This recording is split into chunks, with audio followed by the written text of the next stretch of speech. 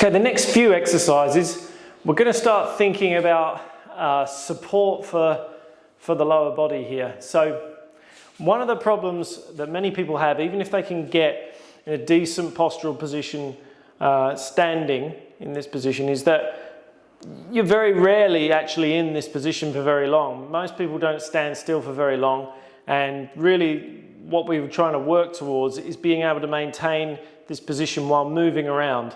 And the very basics of moving around for humans is walking and running. And so people tend to struggle to maintain these postural cues at different levels of where their leg is placed. So when their knee's up here, down to even slightly behind there, because your leg goes slightly behind, obviously, when you walk and run.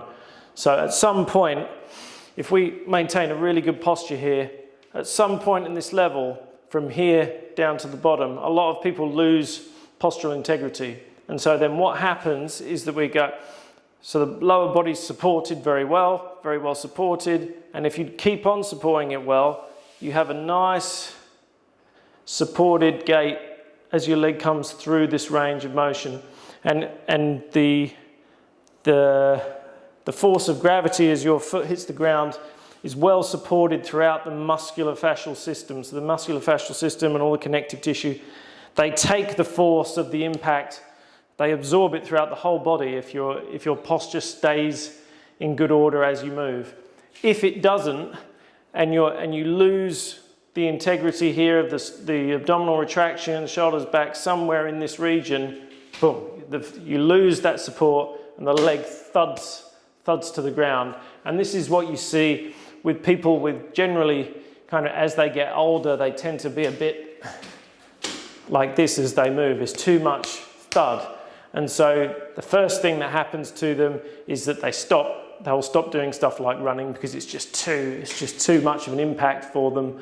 Their range of motion has decreased too much, and then eventually their joints start giving out as they age because of that thudding to the ground, as well as many other reasons as well. But that is certainly one of the big factors that starts compromising your joints as you age.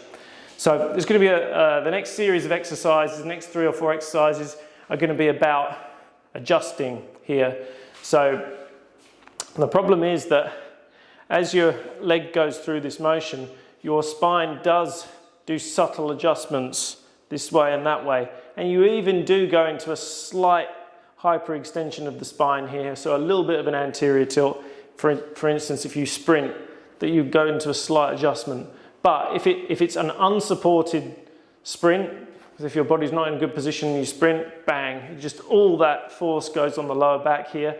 But if it's supported with good posture, you can get that leg back there, it's supported, and you don't put too much pressure on that lumbar spine area. So the first exercise is going to be a quad ped, so join me on the floor.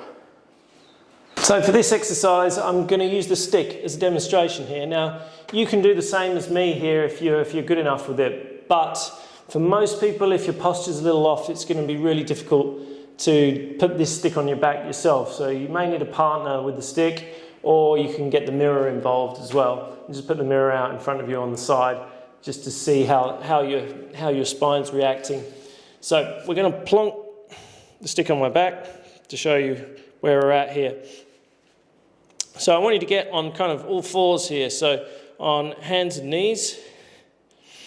And we're looking at about 90 degrees, so 90 degrees at the shoulder here, 90 degrees here at the hips. You can go slightly further out, but not too much this way with the hands. So we're going to put all those postural cues together again, same as before. So nice big deep breath through the rib cage. Pull the shoulders back a little bit, making sure not to wing the shoulders too far back. Pull the shoulders back, and then we're going to posterior tilt so the stick lays flat on your back, like that. Then once the stick lays flat on your back, with the stomach in, make sure your stomach's really sucked in here. Try and maintain that stomach being in as you anterior tilt. So we're going to anterior tilt, and if I just show you here, my stomach still should be fairly in here. It's actually quite difficult to do. And you'll know if you get this exercise right, because it will be difficult to do this, and you might need to adjust. That stick just feels a bit uncomfortable on my back there, feels like it's going to fall off. So I'll do reset. Big deep breath through the rib cage, pull the shoulders back a little bit, posterior tilt to get the stick flat, and then we're going to anterior tilt with the stomach in. So I've just got my stomach in here. Now, if you feel like you're happy with this exercise, it should be tough just doing that.